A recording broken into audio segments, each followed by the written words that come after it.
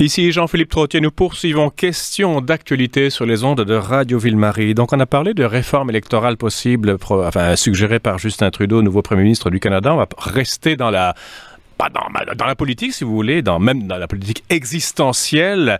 Je vous rappelle que ce vendredi 30 octobre marquera les 20 ans du dernier référendum où le oui avait failli l'emporter. Bien de l'eau a coulé sous les ponts depuis, une eau plus ou moins trouble, plus ou moins joyeuse, plus ou moins amère. Mais que reste-t-il de la question nationale québécoise et que reste-t-il alors de l'idée d'un peuple capable de s'assumer lui-même? Le point avec Mathieu Bocoté qui nous fait part de son sentiment mi-figue, mi-raisin. Bonjour Mathieu. Bonjour. Donc, je vous ai souhaité mes condoléances la semaine dernière parce que Justin Trudeau avait été élu et je ne crois pas que vous soyez très fédéraliste ni très libéral. Pas ce qu'on dit. La rumeur veut que, et elle gronde fort. Est-ce que je vous souhaite encore des condoléances pour ce vendredi 30 octobre? Oh non, parce que le projet national n'est pas mort. Mais cela dit, comme on dit, il n'est pas mort, mais il n'est pas fort. Mais cela dit, non, c'est une semaine assez éprouvante, je crois, pour les nationalistes québécois, pour les souverainistes québécois, qui revivent 20 ans de distance, finalement, un moment avorté dans l'histoire du Québec, un grand moment, très certainement, de mobilisation politique exceptionnelle, un moment où le destin du Québec aurait dû, je dirais, aboutir à la destination qui lui était naturelle, c'est-à-dire faire du Québec, transformer le Québec en pays. Et on constate aujourd'hui, d'abord et avant tout, on se rappelle que ça a échoué terriblement. Et on se rappelle surtout à quel point nous sommes très loin aujourd'hui des résultats 50-50 du référendum de 95. On croyait après le référendum que le troisième référendum viendrait rapidement. Il n'est pas venu, c'est le moins qu'on puisse dire. Et aujourd'hui, on constate que le projet souverainiste n'est pas en bonne santé, qu'il est en état, la question nationale est en décomposition, et on se demande si on doit tout simplement faire son deuil d'un grand projet qui a pourtant traversé l'histoire du Québec pour le mieux. En introduction, vers les midi et quart, vous n'étiez pas là, Mathieu Bocoté, mais j'avais posé la question, au-delà, est-ce que l'idée nationale aura représenté un idéal vital pour le Québec ou seulement une aventure exaltante avec date de péremption? Je distingue entre l'idée nationale et l'idée d'indépendance. L'idée nationale traverse le Québec, la réalité nationale traverse le Québec depuis la conquête, très certainement. C'est-à-dire la conquête provoque, ne serait-ce que par un sentiment d'arrachement et de différenciation, une naissance brutale d'une conscience nationale pleine et entière. Par défaut? Oui, bien sûr, parce qu'elle aurait pris plus de temps pour se développer si le lien avait été conservé avec la métropole nourricière française. Donc, c'est une identité qui naît dans une part d'avortement, pour le dire ainsi. Cela dit, l'idée nationale traverse l'histoire du Québec. Elle est présente à l'Acte de Québec, bien sûr, 1774, ne serait-ce que parce qu'il faut reconnaître les droits collectifs d'un peuple. Déjà, c'est présent. Parce que sinon, ils allaient devenir la 14e c'est ce que craignaient certains. C'est ce que colonie états-unienne. 1791, c'est la reconnaissance d'une communauté politique québécoise. Le Bas-Canada. Oui. De 1867, après l'acte d'union, c'est la reconstitution d'une communauté politique qui deviendra le Québec. Donc, l'idée nationale traverse l'histoire du Québec. Mais Mathieu, vous sautez un peu sur 1840, l'acte d'union, vous l'avez mentionné en passant. Est-ce que c'est pas l'officialisation d'un deuxième traumatisme? Vous parlez de ce que Vaugeois, suite à Séguin, appelait la deuxième conquête. La deuxième conquête. Et là, on se rend compte, finalement, on n'avait pas seulement changé de couronne, on a changé carrément de métropole et d'allégeance. Oui, ce qui n'était pas le cas en 1763. En fait, je dirais que peut-être c'était le cas en 1763. Ça reste à voir. Mais je pense évidemment, en 1840, c'est ce qu'on appelait la deuxième conquête. C'est-à-dire, la domination est confirmée. Désormais, il n'y a plus aucune ambiguïté. L'émancipation que nous la rechercherons contre la couronne et nous ne chercherons pas à avoir des accommodements de sa part. Quoi qu'il en soit, l'idée d'indépendance, il faut la distinguer. Elle traverse l'histoire du Québec aussi, mais souvent dans les marges. Et après les insurrections de 37-38, elle reviendra de temps en temps, hanter chaque génération d'une certaine manière. Mais la singularité du projet national à partir des années 60, c'est que le vieux rêve devient une idée et l'idée devient un projet. Et donc articulé, il cherche à s'incarner. Il cherche à s'incarner, des mouvements politiques s'en réclameront. La renaissance intellectuelle de l'indépendantisme, ça date des années 20, très certainement avec l'Action française de Montréal, avec le Chanoine Groux, avec tout le travail autour de notre avenir politique. Et des antennes en France, ou c'était vraiment quelque chose d'autocéphale? Les deux actions françaises ne se recoupent pas, c'est le moins qu'on puisse dire. D'accord. Le fait que le mot soit le même ne veut pas dire que ce soit la même chose. Donc, à partir des années 60, l'idée d'indépendance renaît politiquement. Et là, il y a quelque chose d'assez terrible qui va arriver d'une certaine manière. Au cœur de la Révolution tranquille, il va y avoir deux projets nationalistes concurrents. De gauche et de droite, un truc comme ça? Non, pas vraiment. En fait, deux projets. D'un côté, il y a le projet d'indépendance, clairement. Et de l'autre côté, il y a le projet d'une société distincte, hein, c'est-à-dire la reconnaissance du Québec dans le Canada. Disons, d'un côté Jacques Parizeau, de l'autre côté Robert Bourassa, ou René Lévesque et Claude Ryan. Oui. Mais le grand drame à travers ça, c'est que la force des nationalistes, du nationalisme francophone au Québec va se diviser. Alors, qui va gagner finalement? Un troisième projet qui avait très peu d'appui au Québec, mais qui avait l'appui du Canada anglais, c'est le moins qu'on puisse dire, c'est le projet trudeauiste, qui a consisté à mater le Québec, tout simplement. Et une des causes, je crois, de l'espèce de sentiment de déprime politique au Québec ces dernières années, c'est que tous les efforts qui ont été investis de 1960, disons, aux années 2000, pour l'affirmation du Québec, se sont retournés contre lui, finalement. Nous ne sommes pas un pays, nous ne sommes même pas une société distincte dans le Canada, nous sommes une province sur 10. Nous sommes un État. D'après la loi, le Québec est un État. Oui, mais nous sommes dans les faits, dans le Canada de 1982, nous sommes une province sur 10 et une communauté ethnique parmi d'autres. Et on regarde donc la situation. Le Québec, aujourd'hui, a moins d'autonomie politique qu'il n'en avait au début de la Révolution tranquille. En un sens, il est pris dans un nouveau régime fondé sur sa négation. Par ailleurs, 82, il y a eu 2 tentatives de sécession, 80 et 95.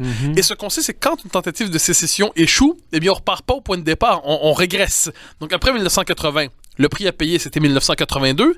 Après 1995, le prix à payer, c'était la loi sur la clarté, c'était la culpabilisation de l'identité nationale québécoise, c'était la décomposition en partie des lois linguistiques, c'était les menaces de partition. Et aujourd'hui, je crois, l'idée d'indépendance continue d'habiter un nombre considérable de Québécois, mais elle semble gérer tout simplement sa régression et on se demande de quelle manière faire renaître non seulement l'idée d'indépendance, mais la question nationale elle-même à laquelle il répond. Mathieu Bock-Côté, vous parlez de régression, je veux bien vous croire, mais on régresse sur un même plan de réalité. Vous ne pensez pas que quand un chemin est bloqué, je prends l'image d'un arbre dont les racines ne sont pas assez fortes, où il doit chercher de l'eau pour exister, mais qu'est-ce qu'il fait? Il va pousser ses racines autant que possible, mais encore plus bas, plus profondément. Est-ce que l'idée... moi, je dis l'idée nationale ou l'idée d'indépendance, je ne fais pas trop la différence, moi. Mais est-ce qu'il ne faudrait pas que ce mouvement soit irrigué par d'autres considérations qui ne sont pas nécessairement politiques? Et je reviens à mon dada, mais à des considérations spirituelles. Je ne dis pas nécessairement catholiques, mais je dis à des considérations beaucoup plus fondamentales, ontologiques. En fait, je vous dirais premièrement que l'indépendance en elle-même est fondamentale. Pour peu qu'on prenne au sérieux l'existence d'une nation, le politique, ce n'est pas que de l'instrumental. Le politique, c'est une part fondamentale, existentielle, pour le dire ainsi, de la vie d'un peuple. Mais si le chemin est bloqué... Mais voilà, alors là, il y a 2 choses à dire. Premièrement, sans aucun doute, le projet souverainiste paie aussi le prix de son association exclusive avec un certain modèle de société hérité de la Révolution tranquille. Donc, un certain Québec autoréférentiel qui voit son point de départ en 1960 et qui, auparavant, rien n'est intéressant. Donc il s'affaiblit. Un Québec social-technocratique et la souveraineté, c'est vu comme le supplément d'armes de la social-technocratie québécoise. Donc, oui, il y a la nécessité de renouer avec un certain sens de la continuité historique, avec des racines plus profondes, avec un sens de l'histoire, pour le dire ainsi, et je pense que le sens de l'histoire ou de la mémoire, c'est la transcendance accessible aux modernes. Deuxième élément, oui, il peut y avoir, on pourrait dire très politiquement, d'autres chemins à suivre. François Legault, par exemple, a dit récemment, lui qui est un ancien souverainiste, il dit « J'y ai cru ». J'aurais aimé, mais ça n'a pas abouti. Donc, qu'est-ce qu'on va faire? On va chercher une nouvelle voie d'affirmation pour le Québec dans le Canada. On va essayer à nouveau de faire valoir nos droits dans ce pays-là. Legault s'appuie par ailleurs sur un état réel de l'opinion. On apprenait ce matin, je crois, dans un sondage du Devoir, que un nombre considérable de Québécois de la plus jeune génération premièrement, sont pas souverainistes et deuxièmement, croient que le Canada peut être réformé. Alors, peut-être il y a une disponibilité. Naïf, non? Alors, moi, je trouve que c'est fascinant. Ça, c'est le paradoxe. C'est-à-dire, la jeune génération québécoise est très québécoise et très peu canadienne. Donc, psychologiquement, elle est presque indépendantiste sans le savoir. Mais elle n'est pas indépendantiste politiquement, mais la preuve, je dirais, qu'elle est séparée mentalement du Canada, c'est qu'elle croit que le Canada est disponible pour des réformes constitutionnelles. C'est-à-dire, si elle connaissait un peu le Canada, elle saurait au moins que le Canada n'en a rien à fiche d'une ouverture constitutionnelle au Québec. C'est vrai que le Canada n'en a rien à fiche, sauf que le Canada pense vraiment que le Québec vogue sur sa propre barque maintenant. Beaucoup de gens s'imaginent que le Québec maintenant et vraiment une société distincte et que pourquoi faire un autre référendum pour se séparer du Canada puisqu'il y a déjà tellement de caractères voilà, qui ça c'est ce que j'entends. C'est ce qui est une négation du politique à bien des égards, qu'on le veuille ou non. Moi, ce qui me fascine, c'est la logique de ce que Robert Laplante, le directeur de l'Action nationale, appelle la dédramatisation des pertes. C'est-à-dire en 1970, on considère, ensuite en 80, puis ensuite à Meach, on considère qu'il y a un minimum vital en dessous duquel on ne peut régresser, sans quoi la nation écopera dans son fondement même. Donc, si on va en dessous de ça, il y a un seuil de rupture avec le Canada. Si le Canada ne nous donne pas le seuil minimal qu'on demande, on quitte. Et ce qu'on constate avec le temps, c'est que le seuil minimal régresse toujours, il va de plus en plus bas, et on ne quitte toujours pas. Donc, j'ai l'impression qu'il y a beaucoup de Québécois autrement dit, c'est la logique du c'est pas grave. C'est jamais grave ce qui nous arrive. Et le Québec, effectivement, est peut-être aujourd'hui culturellement, évidemment, une société distincte, mais politiquement, c'est une province sur 10. Et ça a des conséquences quand vient le temps, par exemple, de la part de la Cour suprême, de faire des jugements portant sur l'intégration des immigrants, sur la défense des droits linguistiques. Et je suis fasciné par le refus qu'ont bien des Québécois aujourd'hui de poser la question du régime. C'est-à-dire 1982, qui était un régime illégitime jusqu'à tout récemment, beaucoup de Québécois considèrent désormais que c'est l'horizon naturel ou le cadre naturel de la politique québécoise. Eh bien, ils acceptent eux-mêmes de fonctionner dans un cadre politique mutilé et mutilant. Mathieu Bocoté, je vous repose ma question d'il y a quelques minutes. Vous n'y avez pas vraiment répondu. Excusez-moi. Quand un chemin est bloqué, il faut chercher une autre voie pour maintenir l'essentiel. Oui. Vous me répondez tout le temps par la réactualisation du politique. Je vous réponds que le politique fait partie de l'essentiel. J'ai pas fini. C'est vrai que ça fait partie de l'essentiel, sauf qu'il y a d'autres facteurs dans l'âme d'un peuple. Je sais que l'âme, ça n'a aucune résonance politique, mais ce sont des choses indicibles, qu'on pourrait dire métapolitiques, qui sont rarement explicitées au Québec. C'est pas là qu'il faudrait les chercher un petit peu. Je comprends très bien ce que vous voulez dire. Il faut un peuple des poètes et des historiens. Il lui faut une transcendance qui ne soit pas juste du politique. Je suis d'accord que un peuple qui épuiserait sa transcendance dans le politique serait un peuple condamné à mourir. Exact, c'est ce que je vois ici. Mais alors là, la question, si une formule de Jean Larose dans un de ses livres récents où il dit la rupture des Québécois avec l'Église catholique, ce n'est pas simplement un refus du catholicisme, c'est un refus tout simplement de poser la question de l'absolu. Exactement. C'est une formule qui est assez... Elle choque, mais elle veut dire quelque chose. Fausse. Cela dit, à ceux qui me diraient la clé d'une renaissance nationale consiste à se réconcilier explicitement avec l'Église catholique, je dirais non. C'est pas ce que je dis non plus. Je sais bien que c'est pas ce que vous dites, mais je dis, laissons de côté cette hypothèse. Oui. Est-ce que par ailleurs, les Québécois doivent plonger en eux-mêmes pour retrouver une identité plus riche, une identité qui ne se limite pas à la définition qu'on a proposée à partir des années 60, une identité qui réhabilite la part de continuité historique, une identité qui mystique même. Ça, je vous le laisserai. Non, mais justement, c'est là où on diffère complètement, Mathieu, vous et moi, parce que la mystique irrigue également la politique. Si vous parlez de mystique au sens de Peggy, sans problème. Dans ce cas-là, bien évidemment. Et elle aboutit en politique, selon son mot célèbre. Il y a une mystique nationale indispensable à chaque nation. Chaque nation a besoin une mystique populaire, je dirais. Je dirais une mystique nationale parce que chaque nation a besoin du récit, d'un certain récit qui met en scène sa part sacrée. Et je note qu'au Québec, on a de la difficulté de plus en plus à reconnaître la part sacrée de la nation. C'est ça. Ce qui serait au Québec...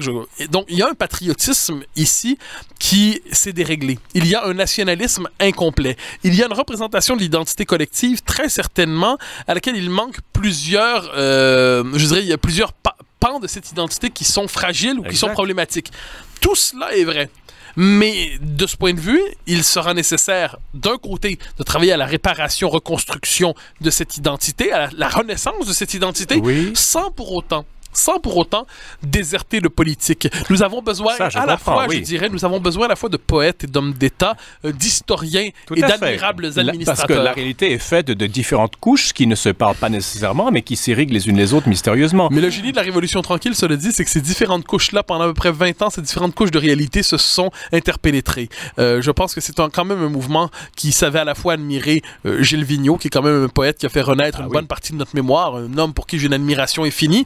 Gilles Gilles Vigneault, ce n'est pas quelqu'un qui fait des rimes, pour le dire ainsi. C'est un poète qui va faire renaître une part de notre identité. Sans Gilles Vigneault, une part de notre identité nous serait inaccessible et qui, au même moment, savait reconnaître la grandeur d'un Jacques Parizeau, d'un technocrate admirable devenu homme d'État. Et il faut être capable de tenir tous ces éléments-là. Mais moi, je critique tout à la fois ceux qui n'en ont que pour un essentiel, si essentiel qu'il se dérobe au commun des mortels.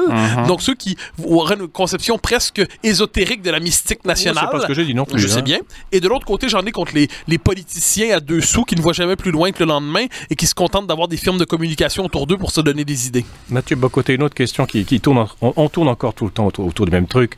Pourquoi, à mon avis, j'ai assisté à quelques réunions de nationalistes, il y a si peu d'immigrants qui se pointent. On est toujours dans les tricotés serrés, dans les blancs, dans les ci, dans les ça. Je ne suis pas pour le multiculturalisme nécessairement. Mais pourquoi cette idée nationale québécoise se vend-elle si mal auprès des nouveaux venus? Pour une raison simple, je crois.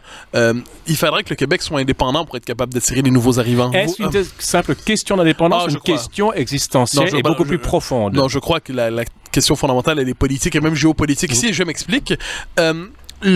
L'immigrant qui arrive en Amérique du Nord, il lui faut avoir un esprit aventurier exagérément développé pour décider de s'identifier à un petit peuple francophone incapable de faire son indépendance et qui s'est défini longtemps par la simple quête de résistance ou de survivance, alors qu'il peut s'intégrer au Canada anglais, aux États-Unis, le cadre... Le American way of life. Voilà, il faut, encore une fois, il faut avoir des prédispositions psychologiques très particulières quand on est un immigrant pour vouloir s'intégrer au Québec plutôt qu'au Canada anglais, plutôt qu'à la culture américaine. Alors, ce qu'on ne peut pas avoir au Québec en tant que puissance, il faut l'avoir en tant que profondeur existentielle, spirituelle, voire mystique. Ce qu'on n'a pas en extension, il faut l'avoir en profondeur. Est-ce qu'on a conscience de ça? Est-ce qu'au Québec, on est capable, Mathieu Bocoté, d'avoir cette profondeur, je dirais pas d'âme, c'est trop vague, mais cette profondeur qui peut rivaliser à un niveau de profondeur à l'extension politique, économique, historique des autres? Je crois entendre ici Monseigneur Laflèche qui disait nous laissons aux anglo-saxons le matérialisme, l'argent, la fortune, la puissance. Non, je n'ai pas dit ça, Mathieu. Nous, la force de la spiritualité. Ce n'est pas ça ce que j'ai dit. Je dis qu'il faut replacer à son juste niveau le spirituel, le mystique. Lorsque vient le temps d'intégrer les nouveaux arrivants, je suis convaincu d'une chose, c'est moins le mystique qui pèse, pour le dire ainsi, que la capacité, la force d'intégration sociale, économique et politique de la communauté d'accueil. J'ai bien compris, mais quand on prive tout ce dont vous parlez de cette sève ultime, si vous voulez, tous s'effritent, et forcément que le nouveau venu va préférer aller vers ce qui brille et qui n'est pas nécessairement de l'or. Imaginez un seul instant que le Québec retrouve cette profondeur à laquelle vous aspirez, laquelle plusieurs aspirent très certainement. Il n'en demeure pas moins qu'en Amérique du Nord, le nouvel arrivant qui arriverait ici est d'abord à la recherche d'une solution. Et c'est naturel, on ne peut pas leur en vouloir d'une solution de facilité. Et pourquoi embarquer dans un peuple marqué du sceau de la défaite historique? Alors je m'explique. Et qui se replie souvent sur lui-même. Beaucoup d'immigrants vous le diront. Un instant, ce réflexe de défense à l'occasion, et il ne se replie pas sur lui-même par rapport aux immigrants, mais Puis encore là, le repli sur soi, c'est quand même pas... Qui est propre à tout peuple minorisé. D'accord, mais il n'est pas si présent que ça. Je trouve que le Québécois a une grande ouverture en général. En même temps. Mais je dirais une chose, cela dit, c'est que il faut renverser la perspective. Pour intégrer les immigrants, je vous laisserai la mystique et vous me laisserez définir le programme politique. On ne peut pas séparer les deux, Mathieu. Mais à un moment donné, tous ne sont pas faits pour faire la même chose. Et ce que je vous dirais, c'est que si l'État du Québec a un meilleur enseignement de l'histoire, renforce les lois linguistiques, crée une citoyenneté québécoise, diminue les seuils d'immigration pour qu'il soit compatible d'une certaine manière, une immigration. Oui, ça, j'en ai compris. Le nombre c'est de la mécanique, tout ça. Non, c'est pas de la mécanique, c'est de la politique. Et il y a chez vous, cher ami, et malgré toute l'estime que j'ai pour vous, un dédain du politique, je crois. Aucun dédain. Il s'agit de placer les choses à leur bon niveau. Comme disent les anciens Grecs, seul le semblable connaît le semblable. Alors, reformulons. Pour assurer l'intégration des immigrants, je crois qu'il faut se placer au niveau politique, au niveau social, au niveau culturel. Et je suis convaincu d'une chose, cela dit, si les Québécois continuent de faire pénitence par rapport à leur propre identité, s'ils continuent de croire que pour s'ouvrir au monde, ils doivent se vider de leur particularité historique, non plus. Je sais bien, mais c'est un discours très présent, mais c'est pas le vôtre, de leur héritage culturel, de leur mémoire, alors ils n'intégreront personne à rien. Ils vont eux-mêmes se dissoudre dans l'Amérique du Nord. Peut-être est-ce le destin qui les attend, mais c'est un triste destin. Ouf, Mathieu Bocoté, merci beaucoup, cher ami. Cher ami. Hein, on se donne du cher ami, On n'est pas d'accord, mais on est cher ami quand même. Et nous allons gagner quand même un jour d'ici 15-20 ans. Vous et moi, qu'est-ce qu'on va gagner? Un billet de loto? Non, une citoyenneté québécoise. Et en attendant, un chocolat pour vous. Ah, ça, je vais le prendre, c'est mon salaire. Voilà, c'est la fin de Questions d'actualité. Quel salaire, oui. Demain, le labyrinthe du silence et ensuite l'intérêt des jeunes pour les sciences et la technologie. Merci beaucoup à Hanouilh Lins à la régie. Ici Jean-Philippe Trottier, je vous remercie à mon tour de votre fidélité et vous invite entre-temps à rester à l'antenne de Radio VM.